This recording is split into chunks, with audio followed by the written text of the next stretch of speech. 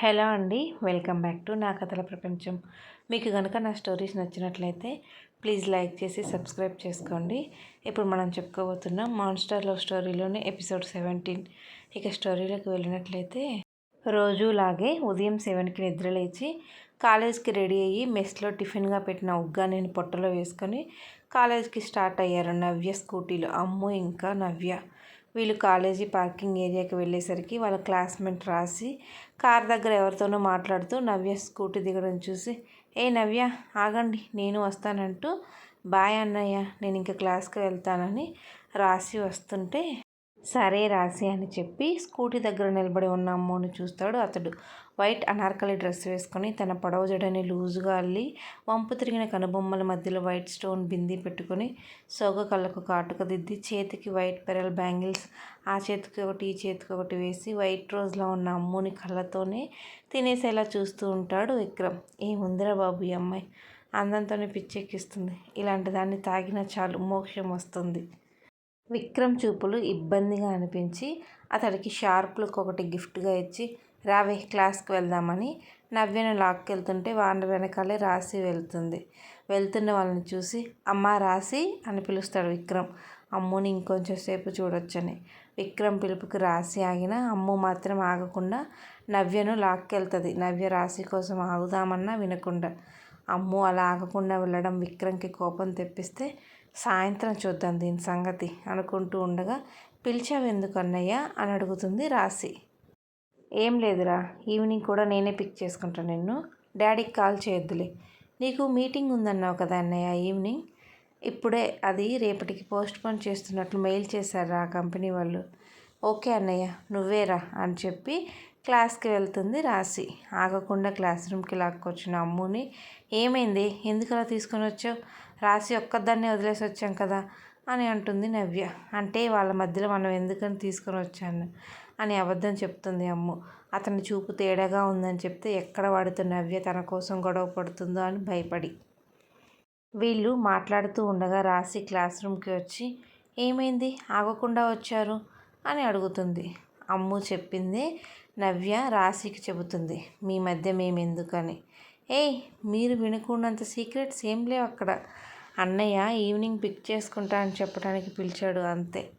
అన్నయ్యనా అని నవ్య అడగగా అంటూ తల ఊపుతుంది రాసి. రాసి వాళ్ళ అన్నయ్యనా అతడు, రాసి లాంటి మంచి అమ్మాయికి అలాంటి అన్నయ్యనా అని అమ్ము అనుకుంటూ ఉండగా లెక్చరర్ రావడంతో ఆలోచనలు వదిలేసి శ్రద్ధగా క్లాస్ వింటుంది అమ్ము ఈవినింగ్ వరకు. ఈవినింగ్ కాలేజ్ అయ్యాక అందరూ ఇంటికి వెళ్తూ ఉంటే అమ్ము వాళ్ళు కూడా క్లాస్ రూమ్ నుండి బయటకు వచ్చి పార్కింగ్ ఏరియా వైపు నడుస్తూ ఉండగా రాశిని నవ్యను ప్రిన్సిపాల్ పిలుస్తున్నాడని చెప్పి పిలుస్తాడు అటెండర్. ఎందుకు పిలుస్తున్నాడో అర్థం అవ్వక ఇద్దరు ఒకరి ముఖాలు ఒకరు చూసుకొని నువ్వు స్కూటీ దగ్గర ఉండమని అమ్ముకు చెప్పి ప్రిన్సిపల్ రూమ్ వైపు నడుస్తారు. నవ్య రాశి ఇద్దరు ఒక్కటే నడుస్తూ వస్తున్న అమ్ముకి అడ్డంగా వచ్చి నిలబడతాడు విక్రమ్ పళ్ళని బయట పెట్టి నవ్వుతూ. విక్రమ్ అంత సడన్గా రావడంతో భయపడి 2 అడుగులు వెనక్కి వేస్తుంది అమ్ము. ఏయ్ భయపడకు, నేను నిన్నేం అననులే అంటూ అమ్ముకి దగ్గరగా వస్తున్న విక్రమ్ని కోపంగా చూసి, దూరంగా ఉండి మాట్లాడండి అని వేలు చూపిస్తూ మాట్లాడుతుంది అమ్ము. నిన్ను చూశాక దూరంగా ఉండలేను పాప అంటూ అమ్ము చేయి పట్టుకోబోయేలోపు క్యూటీ అని పిలవడం వినిపించి అమ్ము పార్కింగ్ ఏరియా వైపు చూడగా స్టైల్గా కార్ కానుకొని నిలబడి ఉన్న అంశ్ కనిపించి విక్రమ్ని దాటుకొని పరుగున వెళ్ళి అంశ్ని హత్తుకొని అతడి గుండెల్లో మొహం దాచుకుంటుంది అమ్ము.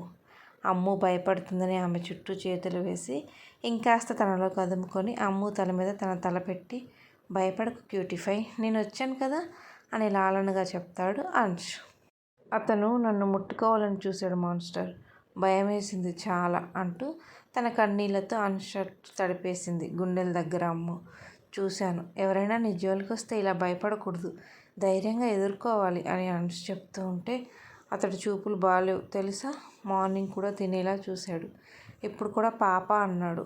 అతడు అలా చూస్తూ ఉంటే నాకు తేళ్ళు జెర్లు పాకినట్లు అనిపిస్తుందని అమ్ము ఏడుస్తూ చెబుతుంటే, అమ్ము మాటల్లో ఆమె ఎంత సెన్సిటివో అర్థమవుతుంటే అంశ్ అమ్ము మొహం చేతులకు తీసుకొని ఆమె నీలాల కన్నుల్లో నీళ్లు చూడలేక చేతితో చెంప మీద జారిన కన్నీళ్ళు తుడిచి అమ్ము నుదుటి మీద సున్నితంగా ముద్దు పెట్టుకొని, నీ కళ్ళల్లో నీళ్ళు నేను చూడలేకున్న క్యూటీ, ఏడవకు అని బొటనవేలుతో చిన్నగా బుగ్గ మీద నిమురుతూ చెప్పి అమ్ము చేయి పట్టుకొని విక్రమ్ దగ్గరికి నడిపిస్తాడు అంష్.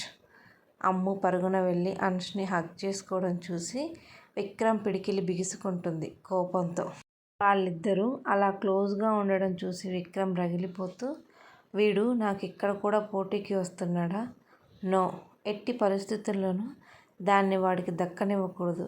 అది నాకు మాత్రమే సొంతం అవ్వాలి అని అనుకుంటూ ఉండగా వాళ్ళు తన వైపే రావడం చూసి రాణి నవ్వుని మొహానికి పులుముకొని అమ్ము వాళ్ళ దగ్గరికి రాగానే, అలా పరిగెత్తారేంటండి? నేను నార్మల్గా షేక్ హ్యాండ్ కోసం మిమ్మల్ని టచ్ అయిపోయాను అంతే అని విక్రమ్ చెబుతూ ఉంటే అంష్ మాట్లాడొద్దన్నట్లు విక్రమ్కి చేయి అడ్డుపెట్టి, చూడు విక్రమ్, నువ్వు దేనికోసం తనని తాకబోయావో తెలుసుకోలేనంత అమాయకుని కాదు నేను. బెటర్ నువ్వు తనకి డిస్టెన్స్ మెయింటైన్ చెయ్యి. కాదు కూడదు అని తన జోలికి వెళ్తే నా గురించి నీకు బాగా తెలుసు కదా అని అంష్ చెబుతుంటే, చూడు దేవాంష్, బిజినెస్లో నువ్వు గెలవచ్చు, కానీ ఇక్కడ దాన్ని వదిలేసి నేను ఓడిపోను. తనని నేను ఇష్టపడుతున్నా అని విక్రమ్ చెప్తుంటే, స్టాప్ ఇట్ విక్రమ్, ఇంకొకసారి తనని దాన్ని గిన్ని అన్నావంటే నీ నాలుక చీరేస్తా. నువ్వు నిజంగా తనని ఇష్టపడి ఉంటే ఇలా మరొకరి ముందు తక్కువ చేసి మాట్లాడు. ఇంకొక ఇంపార్టెంట్ విషయం ఏంటంటే తనకి నువ్వంటే అసహ్యం అని చెప్తుంది కాబట్టి తనని డిస్టర్బ్ చేయకు అని చెప్పి అమ్ము చేతిని గట్టిగా పట్టుకొని తన దగ్గరగా లాక్కొని ఆమె భుజాల చుట్టూ చేయి వేసి, హాస్టల్ దగ్గర డ్రాప్ చేయనా అని అమ్ముని అడుగుతాడు. ఫ్రెండ్ స్కూటీలో వెళ్తాను, ప్రిన్సిపాల్ పిలిస్తే వెళ్ళింది తను, వచ్చే వరకు తోడుగా ఉంటారా? అమ్ము అలా అంష్ని తోడుగా ఉండమని అడగడం సహించలేని విక్రమ్ విసురుగా తన కారు దగ్గరికి వెళ్ళి అమ్ముని అంష్ని కోపంతో చూస్తూ కారులో కూర్చొని వెళ్ళిపోతాడు రాశిని వదిలేసి. మరి అమ్ము తోడు ఉండమని అడగటంతో ఆమెని కారు దగ్గరికి తీసుకెళ్ళి లోపల వెనక సీట్లో కూర్చోబెట్టి ఆమె పక్కన కూర్చుంటాడు అంష్ కూడా. అమ్ము చేయి పట్టుకొని అంష్ ఆమె వైపుకు తిరిగి కూర్చొని తన చేతివేళ్లతో ఆమె చేతివేళ్లను లాక్ చేసి ఆమె చేతిని పెదవుల మీద పెట్టుకుంటాడు. ఇప్పుడు అమ్ము రియాక్షన్ ఏంటో మరి. అంష్ అలా తన చేతిని అతని పెదవులకు తాకించగానే అమ్ము శరీరం ఒక్కసారిగా జల్లుమనగా బెదురు కళ్ళతో అతడిని చూస్తుంది. అంష్ కళ్ళలోకి చూస్తూ ఆమె ఫీలింగ్స్ని అంచనా వేస్తూ, విక్రమ్ నిన్ను ముట్టుకోబోయాడని ఏడ్చావు కదా, నేను నిన్ను ఇలా పట్టుకున్నందుకు నీ ఫీలింగ్ ఏంటి క్యూటీ అని అమ్ము చేయి అలానే పెదవుల మీద ఉంచుకొని కళ్ళలోకి చూస్తూ అడుగుతాడు అంష్. విక్రమ్ ఎవరన్నట్టు అమ్ము చూస్తూ ఉంటే, ఇందాక నీకు అడ్డు నిలబడ్డాడే వాడే విక్రమ్. అతడి చూపులలో నా మీద ఒక కోరిక కనిపిస్తుంది, కానీ మీ చూపులలో నా మీద ఏదో తెలియని ఇష్టం కనబడుతుంది అని చెప్పగా అంష్ సంతోషంతో ఆ మాత్రం అమ్ముని ఎత్తి తన ఒడిలో కూర్చోబెట్టుకుని అన్నాడు చుట్టూ చేతులు బిగించి గట్టిగా హక్ చేసుకోగా అమ్ము షాక్ కొట్టిన కాకిలా నీలుక్కుపోయి అంష్ షర్ట్ని గట్టిగా పట్టుకుంటుంది. నా కళ్ళలో ఇష్టం తెలిసిన నీకు ఇప్పుడు నేను ఎందుకు నిన్ను కూర్చోబెట్టుకున్నానో కూడా అర్థమై ఉంటుంది కదా అని అంష్ అడగగా అమ్ము బిక్కుమొహం వేసుకుని అంష్ని చూస్తూ, వదలండి ప్లీజ్ అని లోగొంతుతో అడుగుతుంది. వదలనన్నట్టు తల అడ్డంగా ఊపి, నీ కళ్ళలో కూడా నా మీద ఇష్టం కనబడుతుంది, అందుకే నిన్ను నా మీద కూర్చోబెట్టుకున్నాను. నేను చెప్పింది నిజమే కదా క్యూటీపై అని అంష్ అడగగా అమ్ము ఏం సమాధానం చెప్పకుండా అంష్ గుండెల్లో మొహం దాచుకొని తన చేతులను అతని నడుము చుట్టూ వేసుకొని కళ్ళు మూసుకుంటుంది. నిజమే, అతడిని చూసిన మొదటిసారే ఆమె మనసులో అంష్ రూపం ముద్రించుకోగా మొన్న మాల్లో అతని ప్రవర్తన, తనని క్యూటీ అని పిలవడం ఆమెకి అంష్ మీద ఇష్టాన్ని ఇంకా పెంచిన, అతడి మనసులో ఏముందో తెలియకుండా తనని ఇష్టపడడం తప్పని మిన్నుకున్నా ఇప్పుడు అతడు అలా తన మీద ఇష్టం ఉందని చెప్పకుండా చెబుతుంటే ఆమె మనసు లోపల కేరెంత కొడుతున్నా బయటకు చెప్పలేని పరిస్థితి ఆమెది. ఒక కంపెనీకి సీఈఓ అయిన అతడు ఎక్కడ, మామూలు మధ్యతరగతి కుటుంబంకి చెందిన తను ఎక్కడ అనే ఆలోచనలో తన ఇష్టాన్ని బయట పెట్టాలనుకోవడం లేదు అమ్ము సైలెంట్గా ఉండడంతో, ఏమైంది క్యూటీ, ఎందుకు మౌనంగా ఉన్నావు అని అమ్ముని అడుగుతాడు అంష్ పిలుపుతో అమ్ము ఆలోచనల నుండి తేరుకొని, మీరంటే ఇష్టం కాదు గౌరవం అంతే అంటూ అతడి ఒడిలో నుండి దిగాలని చూడగా అంష్ అమ్ముని పక్కకు వెళ్ళకుండా ఇంకా గట్టిగా పట్టుకొని ఆమె హృదయం మీద తలపెట్టుకొని, నా మీద నీకున్నది కేవలం గౌరవం అంటావు అంతే కదా అని కొంచెం గట్టిగా అడుగుతాడు. అంష్ అలా తన గుండెల మీద తలపెట్టుకోగానే అమ్ము గుండెల్లో అలజడి మొదలై గట్టిగా కళ్ళు మూసుకొని ప్లీజ్ వదలండి అని రిక్వెస్ట్ చేయగా అంశ్ తల పైకెత్తి అమ్మ కళ్ళల్లోకి చూడగా ఆమె ఏ విషయానికో భయపడుతుందని అర్థం చేసుకొని అమ్ముని మెల్లిగా తన ఒడిలో నుండి పక్క సీట్లో కూర్చోబెట్టి, టెన్షన్ పడకు, నీకు ఇప్పుడు ఇష్టం లేకున్నా ముందు ముందు వచ్చేటట్టు నేను చేస్తానుగా అని అంటాడు అంశ్.